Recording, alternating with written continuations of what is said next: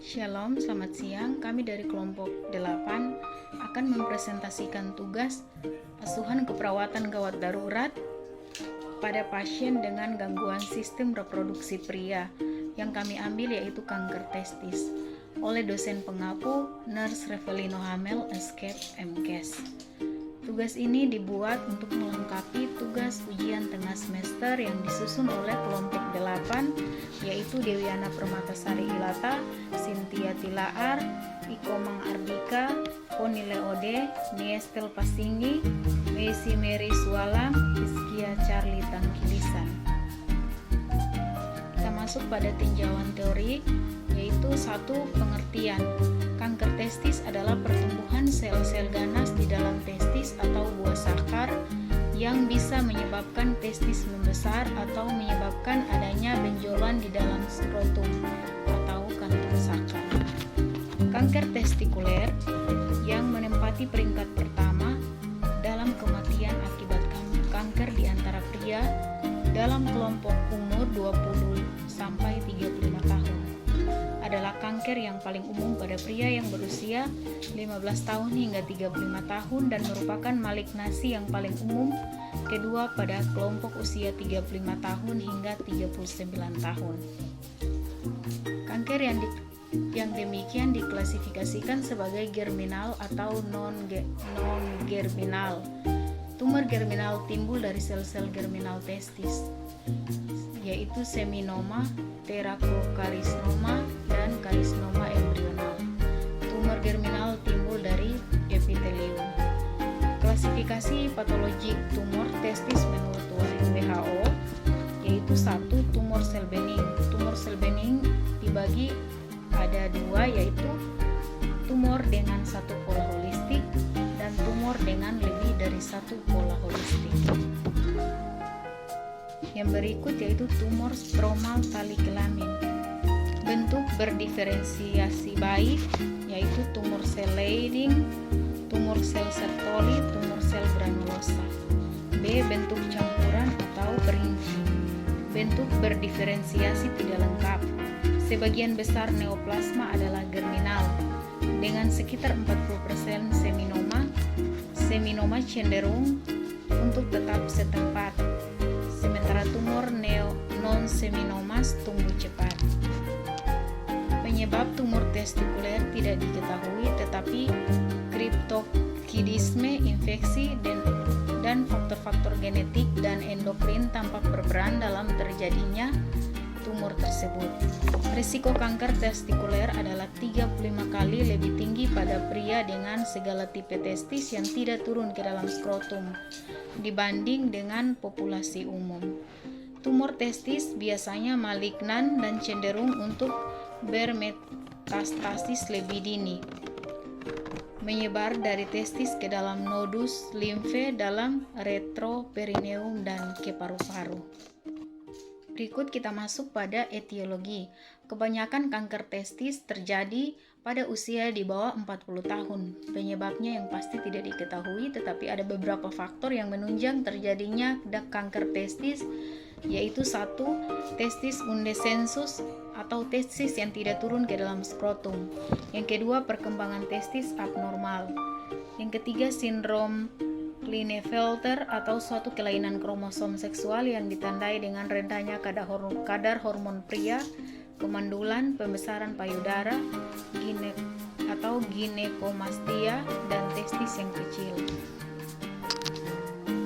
Faktor lainnya yang kemungkinan menjadi penyebab dari kanker testis tetapi masih dalam taraf penelitian adalah pemaparan bahan kimia tertentu dan infeksi oleh HIV. Jika di dalam keluarga Anda ada riwayat kanker testis, maka risikonya akan meningkat 1% dari semua kanker pada pria merupakan kanker testis.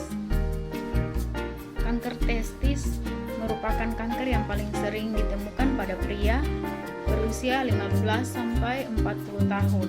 Kanker testis dikelompokkan menjadi 1. Seminoma. 30-40% dari semua jenis tumor testis biasanya ditemukan pada pria usia 30-40 tahun dan terbatas pada testis. 2. kedua, non-seminoma merupakan 60% dari semua jenis tumor testis, dibagi menjadi subkategori. A. Karsinoma embrional. Sekitar 20% dari kanker testis terjadi pada usia 20-30 tahun dan sangat ganas. Pertumbuhan sangat cepat dan menyebar ke paru-paru dan hati. B. Tumor Yolk-Sat. Sekitar 60% dari semua jenis kanker testis pada anak laki-laki. Yang C. Teratoma. Sekitar 7% dari kanker testis pada pria dewasa dan 40% pada anak laki-laki. Tumor sel stroma. Tumor yang terdiri dari sel-sel Leydig, sel-sel Sertoli, dan sel-sel granulosa. Tumor ini merupakan 3-4% dari seluruh jenis tumor testis. Tumor bisa menghasilkan hormon estradiol yang bisa menyebabkan salah satu gejala kanker testis, yaitu ginekomastia. Yang berikut yaitu manifestasi klinis. Gejala kanker testis berupa 1. Testis membesar atau teraba aneh, tidak seperti biasanya. Yang kedua, benjolan atau pembengkakan pada salah satu atau kedua testis. Yang ketiga, nyeri tumpul di punggung atau perut bagian bawah, ginekomastia. Yang keempat yaitu rasa tidak nyaman, rasa nyeri di testis atau skrotum terasa berat. Tetapi mungkin juga tidak ditemukan gejala sama sekali. Gejala timbul dengan sangat bertahap dengan massa atau benjolan pada testis yang tidak nyeri. Pasien dapat mengeluh rasa sesak pada skrotum, area inguinal atau abdomen dalam, sakit pinggang akibat perluasan, nodus retroperinal, nyeri pada abdomen, penurunan berat badan dan kelemahan umum dapat diakibatkan oleh metastasis. Pembesaran testis tanpa nyeri adalah temuan diagnostik yang signifikan. Satu-satunya metode deteksi dini yang efektif adalah pemeriksaan testis mandiri. Suatu bagian penting dari promosi kesehatan untuk pria harus mencakup pemeriksaan mandiri. Pengajaran tentang pemeriksaan mandiri adalah intervensi penting untuk deteksi dini penyakit ini. Selanjutnya kita masuk pada patofisiologi. Tumor testis pada mulanya berupa lesi intratestikuler yang akhirnya mengenai seluruh parenkim testis.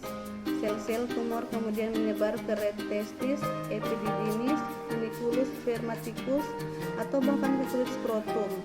Tunica albugenia merupakan barir yang sangat kuat bagi penjalaran tumor testis ke organ sekitarnya, sehingga kerusakan tunica albugenia oleh invasi tumor membuka peluang sel-sel tumor untuk menyebar keluar testis. Kecuali kariokarsinoma, tumor testis menyebar melalui pembuluh limfa menuju ke kelenjar limfa retroperitoneal atau para aorta sebagai stasiun pertama, kemudian menuju ke kelenjar mediastinal dan supraclavicula. Sedangkan kariokarsinoma menyebar secara hematogen ke paru, hepar, dan otak. Kemudian pemeriksaan diagnostik. Diagnosis ditegakkan berdasarkan gejala dan hasil pemeriksaan fisik. Pemeriksaan lainnya yang bisa dilakukan: 1. USG skrotum, 2. Pemeriksaan darah untuk petanda tumor atau alfa fetoprotein, HCG, dan LDH. Hampir 85% kanker non-seminoma menunjukkan peningkatan kadar AFP atau beta HCG. 1. Ronsen dada untuk mengetahui penyebaran kanker ke paru-paru. 2. CT scan perut untuk mengetahui penyebaran kanker ke organ perut. 3. Biopsi jaringan. Kuman chorionic, gonadotropin, dan fetoprotein adalah penanda tumor yang mungkin meningkat pada pasien kanker testis. Atau penanda tumor adalah substansi yang disintesis oleh sel-sel tumor dan dilepaskan ke dalam sirkulasi dalam jumlah yang abnormal. Teknik imunositokimia yang terbaru dapat membantu mengidentifikasi sel-sel yang tampaknya menghasilkan penanda ini. Kadar penanda tumor dalam darah digunakan untuk mendiagnosis, menggolongkan, dan memantau respon terhadap pengobatan. Uji diagnostik lainnya mencakup urografi intravena untuk mendeteksi segala bentuk penyimpanan uretral yang disebabkan oleh massa tumor, limfangiography untuk mengkaji keluasan penyebaran tumor ke sistem limfatik, dan dan pemindaian CT dada dan abdomen untuk menentukan keluasan penyakit dalam paru-paru dan retroperineum. Kita masuk pada bagian 6, yaitu penata laksanaan. Pengobatan tergantung kepada jenis, stadium, dan beratnya penyakit. Setelah kanker ditemukan, langkah pertama yang dilakukan adalah menentukan jenis sel kankernya. Selanjutnya ditentukan stadiumnya.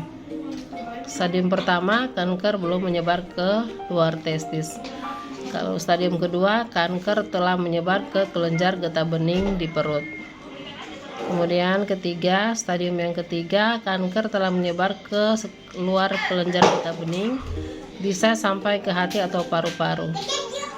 Ada 4 macam pengobatan yang bisa digunakan, yaitu yang pertama pembedahan, yang kedua terapi penyinaran, yang ketiga kemoterapi, dan yang keempat yaitu pencangkokan sumsum tulang.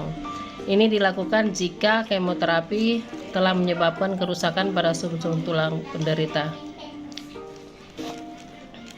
Tumor seminoma ada 2 stadium, yaitu stadium pertama yaitu diobati dengan orkiektomi dan penyerahan kelenjar getah bening perut. Dan ke stadium kedua diobati dengan orkiektomi, penyinaran kelenjar getah bening, dan kemoterapi dengan cisplatin. Stadium ketiga diobati dengan orkiektomi dan kemoterapi multiobat. Tumor non-seminoma. Yang pertama, stadium 1 diobati dengan orkiektomi dan kemungkinan dilakukan limfadenektomi perut. Stadium kedua diobati dengan orkiektomi dan limfadenektomi perut, kemungkinan diikuti dengan kemoterapi. Stadium ketiga diobati dengan kemoterapi dan orkiektomi. Kemudian jika kankernya merupakan kekambuhan dari kanker testis sebelumnya, diberikan beberapa kemoterapi, yaitu obat ifosfamid, cisplatin, dan etoposide atau vinblastine. Kanker testikuler adalah salah satu tumor padat yang dapat disembuhkan.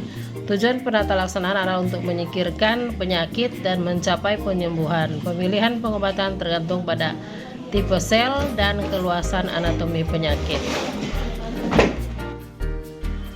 Kita masuk pada konsep dasar asuhan keperawatan pada pasien dengan kanker testis. Pertama, pengkajian, aktivitas atau istirahat, gejala, kelemahan atau keletihan, perubahan pada pola istirahat dan jam kebiasaan tidur pada malam hari. Adanya faktor-faktor yang mempengaruhi tidur, misalnya nyeri, ansietas, dan berkeringat malam. Keterbatasan partisipasi dalam hobi, latihan, pekerjaan atau profesi dengan pemajanan karsinogen lingkungan atau tingkat stres tinggi. Kemudian masuk pada sirkulasi, gejala, palpitasi, nyeri dada pada pengerahan kerja, kebiasaan, perubahan pada tekanan darah. Masuk pada integritas ego, gejala, faktor stres, misalkan keuangan, pekerjaan, perubahan peran, dan cara mengatasi stres, misalnya merokok, minum alkohol, menunda pekerjaan, pengobatan, keyakinan religius atau spiritual. Integritas ego juga masalah tentang perubahan dalam penampilan, misalnya alopecia, lesi, cacat, pembedahan, menyangkal diagnosis, perasaan tidak berdaya, putus asa, tidak mampu, tidak bermakna, rasa bersalah, kehilangan kontrol atau depresi, tanda menyangkal atau menarik diri dan marah.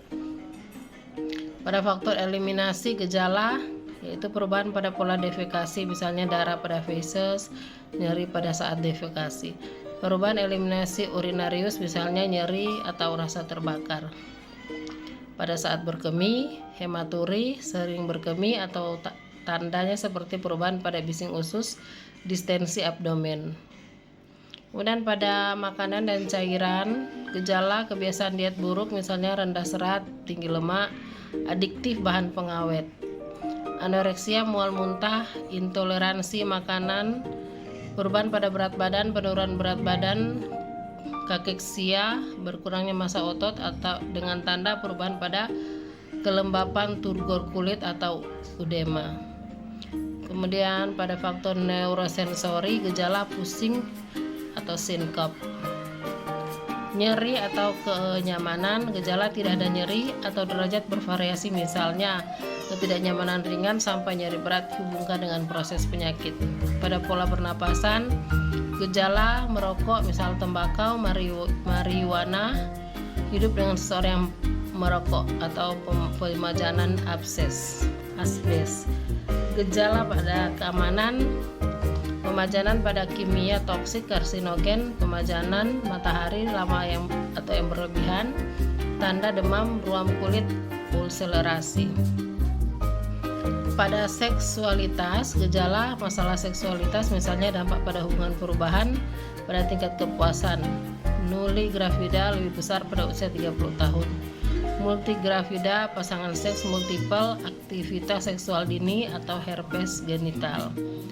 Interaksi sosial, gejala ketidakadekuatan atau kelemahan sistem pendukung riwayat perkawinan berkenaan dengan kepuasan di rumah, dukungan atau bantuan, masalah rentang fungsi atau tanggung jawab atau sebagai peran. Kemudian pada penyuluhan atau pembelajaran, ini bagian yang terakhir, yaitu gejala riwayat kanker pada keluarga, misalnya ibu atau bibi dengan kanker payudara. Sisi primer, penyakit primer dalam rumah tangga ditemukan atau didiagnosis. Penyakit metastatik, sisi tambahan yang terlibat bila tidak ada riwayat alamiah dari primer akan memberikan informasi penting untuk mencari metastatik. Diagnosa keperawatan. Diagnosa keperawatan yang muncul yang pertama yaitu cemas atau takut berhubungan dengan situasi krisis atau kanker, perubahan kesehatan, sosial ekonomi, peran dan fungsi untuk berinteraksi, persiapan kematian, pemisahan dengan keluarga. Baru kedua, nyeri akut. Nyeri akut berhubungan dengan proses penyakit penekanan kerusakan jaringan, syaraf, inflamasi sistem suplai saraf, obstruksi jalur syaraf, efek samping terapi kanker. Yang ketiga, gangguan nutrisi. Gangguan nutrisi berhubungan dengan hipermetabolik yang berhubungan dengan kanker, konsekuensi kemoterapi, radiasi, pembedahan, iritasi lambung, kurangnya rasa kecap, emotional distress, fatigue, ketidakmampuan mengontrol nyeri. Yang keempat, kurangnya pengetahuan tentang penyakit, prognosis dan pengobatan berhubungan dengan kurangnya informasi, misinterpretasi, keterbatasan kognitif. Yang kelima, risiko tinggi kerusakan membran mukosa mulut berhubungan dengan efek samping dari kemoterapi dan radiasi dan radioterapi. Yang keenam, risiko tinggi kurangnya volume cairan berhubungan dengan output yang tidak normal, hipermetabolik, kurangnya intake. Yang ketujuh, risiko tinggi infeksi imun, efek dari kemoterapi, radiasi, malnutrisi, dan prosedur invasif. Dari diagnosa ketujuh di atas, kita masuk pada perencanaan. Perencanaan diagnosa pertama dengan tujuan pasien dapat mengurangi rasa cemas, rileks, dan dapat melihat dirinya secara objektif, menunjukkan coping yang efektif, serta mampu berpartisipasi dalam pengobatan. Intervensi keperawatan pada diagnosa pertama yaitu 1. Tentukan pengalaman pasien sebelumnya terhadap penyakit yang dideritanya, berikan informasi tentang prognosis secara akurat, beri kesempatan pada pasien untuk mengekspresikan rasa marah, takut, konfrontasi, beri informasi dengan emosi wajar dan ekspresi yang sesuai. Keempat, jelaskan pengobatan dan tujuan efek samping dari pengobatan kanker. Catat coping yang tidak efektif, seperti kurang interaksi sosial, ketidakberdayaan. Anjurkan untuk mengembangkan interaksi dengan support system. Berikan lingkungan yang tenang dan nyaman. Pertahankan kontak dengan pasien, bicara, sentuhlah dengan wajar. Rasional. Data-data yang mengenai pengalaman pasien sebelumnya akan diberikan dasar untuk penyuluhan dan menghindari adanya aplikasi. Pemberian informasi dapat membantu pasien dalam memahami proses penyakitnya, dapat menurunkan kecemasan pasien, membantu pasien dalam memahami kebutuhan untuk pengobatan dan efek sampingnya. Mengetahui dan menggali pola coping pasien. Yang terakhir, rasionalnya adalah agar pasien memperoleh dukungan dari orang terdekat atau keluarga. Perencanaan untuk diagnosa kedua, tujuannya pasien mampu mengontrol rasa nyeri, pasien mampu melaporkan nyeri yang dialaminya, pasien mampu mengikuti program pengobatan, pasien mampu mendemonstrasikan teknik relaksasi dan pengalihan rasa nyeri melalui aktivitas yang mungkin bisa dilakukan oleh pasien. Intervensi yang dilakukan: 1. Tentukan riwayat nyeri, lokasi dan durasi intensitas. 2. Evaluasi terapi. 3. Berikan pengalihan seperti reposisi dan aktivitas yang menyenangkan seperti menonton TV. Menganjurkan teknik penggunaan stres, teknik relaksasi. Evaluasi nyeri. Diskusikan penanganan nyeri dengan dokter. Berikan analgesik sesuai indikasi seperti morfin, metadon, dan narkotik dan lain-lain. Rasional dari diagnosa kedua, memberikan informasi yang diperlukan untuk mengetahui terapi yang dilakukan sesuai atau tidak. 3. Untuk meningkatkan kenyamanan dan mengalihkan perhatian pasien dari rasa nyeri, meningkatkan kontrol dari efek samping dan menurunkan stres, untuk mengetahui efektivitas penanganan nyeri, tingkat nyeri, dan sampai sejauh mana pasien mengerti tentang obat-obatan yang bisa mengurangi rasa nyeri. Terakhir, agar terapi yang diberikan tepat sasaran. Perencanaan diagnosa ketiga dengan tujuan pasien menunjukkan berat badan yang stabil, menyatakan pengertian terhadap perlu intake yang adekuat, berpartisipasi dalam melaksanakan diet. Intervensi yang dilakukan: monitor intake makanan setiap hari, timbang dan ukur berat badan pasien, kaji pucat, penyembuhan luka, anjurkan pasien untuk mengkonsumsi makanan tinggi kalori, kontrol faktor lingkungan seperti bau busuk atau bising, ciptakan suasana makan yang menyenangkan, anjurkan teknik relaksasi, anjurkan komunikasi terbuka, amati studi laboratorium seperti limfosit, serum transferin, dan albumin, berikan pengobatan sesuai indikasi dari pasien, pasang pipa nasogastrik untuk memberikan makanan secara internal, imbangi dengan rasionalnya, memberikan informasi tentang gizi pasien, memberi informasi tentang penambahan dan penurunan berat badan pasien, menunjukkan keadaan gizi pasien dengan sangat buruk. Kalori merupakan sumber energi. Perencanaan diagnosa keempat, tujuan pasien dapat mengatakan secara akurat tentang diagnosis dan pengobatan pada setiap tingkatan, mengikuti prosedur dengan baik dan menjelaskan tentang alasan mengikuti prosedur tersebut, mempunyai inisiatif dalam perubahan gaya hidup, bekerja sama dengan dalam pemberian informasi. Intervensi keperawatan. 1. Review pengertian pasien dan keluarga tentang diagnosa. Tentukan persepsi pasien tentang kanker. Beri informasi yang akurat dan faktual. Berikan bimbingan kepada pasien atau keluarga sebelum mengikuti prosedur pengobatan. Anjurkan pasien untuk memberikan umpan balik verbal dan mengkoreksi diskondisi dan penyakitnya. Terakhir, review pasien keluarga tentang pentingnya status nutrisi yang optimal. Perencanaan diagnosa kelima dengan tujuan: membran mukosa tidak menunjukkan kerusakan, pasien mengungkapkan faktor penyebab secara verbal, pasien mampu mendemonstrasikan teknik mempertahankan dan menjaga kebersihan rongga mulut. Intervensi keperawatan yang dilaksanakan: yang pertama, kaji kesehatan gigi dan mulut, kaji rongga mulut setiap hari, diskusikan dengan pasien tentang metode pemeliharaan oral hygiene, diskusikan perubahan pola diet, amati dan jelaskan pasien tentang tanda supri infeksi oral, konsultasi dengan dokter gigi sebelum kemoterapi, berikan obat sesuai indikasi, dan kultur resi oral. Rasional pada diagnosa kelima itu mengkaji perkembangan proses penyembuhan, baru. Berikut masalah dengan kesehatan mulut. Mencari alternatif lain mengenai pemeliharaan gigi dan mulut.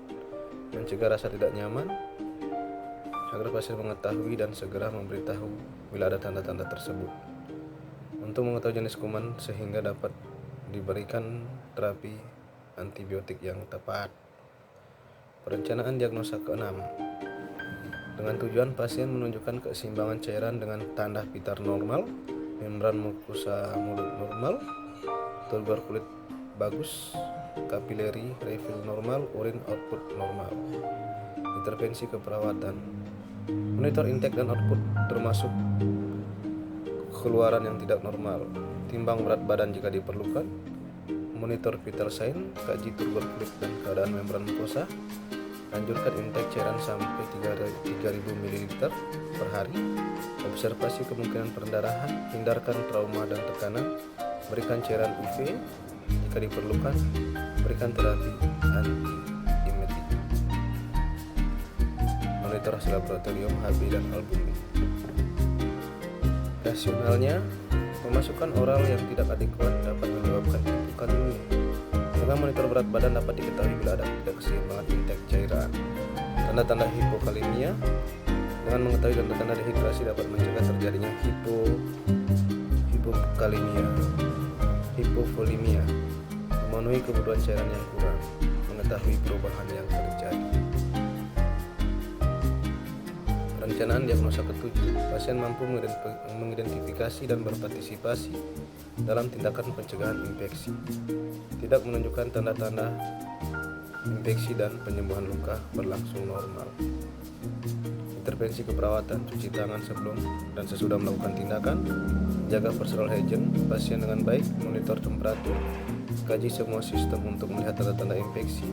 Hindarkan batasi prosedur invasif, monitor CBC, WBC, granulocyte dan platelets. Berikan antibiotik bila diindikasikan. Rasional keperawatannya mencegah terjadinya infeksi silang, menurunkan dan mengurangi adanya organisme hidup, peningkatan suhu merupakan tanda terjadi infeksi. Perencanaan diagnosa ke-8. Pasien dapat mengungkapkan pengertian terhadap efek kanker dan terapi terhadap seksualitas, mempertahankan aktivitas seksualitas dan batas kemampuan. Intervensi, diskusikan dengan pasien dan keluarga tentang proses seksualitas dan reaksi serta hubungannya dengan penyakitnya. Berikan advies tentang akibat pengobatan terhadap seksualitasnya. Berikan privasi kepada pasien dan pasangannya. Untuk rasionalnya meningkatkan ekspresi seksual dan meningkatkan komunikasi terbuka secara antara pasien dengan pasangannya. Membantu pasien dalam mengatasi masalah seksual yang dihadapinya. Memberikan kesempatan bagi pasien dan pasangannya untuk mengekspresikan perasaan dan keinginan secara wajar. Diagnosa ke-9. Pasien dapat mengidentifikasi intervensi yang berhubungan dengan kondisi spesifik, berpartisipasi dalam pencegahan komplikasi dan percepatan penyembuhan. Intervensi keperawatan, kaji integritas kulit untuk melihat adanya efek samping terapi kanker. Anjurkan pasien untuk tidak menggaruk di bagian yang gatal. Ubah posisi pasien secara teratur. Berikan advies pada pasien dan menghindari pemakaian krim kulit dan minyak bedak tanpa rekomendasi dokter. Rasional, memberikan informasi untuk perencanaan, asuhan dan mengembangkan identifikasi awal terhadap perubahan sterilitas kulit, menghindari perlukaan yang dapat menimbulkan infeksi, menghindari penekanan yang terus-menerus pada suatu daerah tertentu, mencegah trauma berlanjut pada kulit dan produk kontraindikasi. Demikian penjelasan dari kelompok 8 untuk tugas asuhan keperawatan gawat darurat sebagai tugas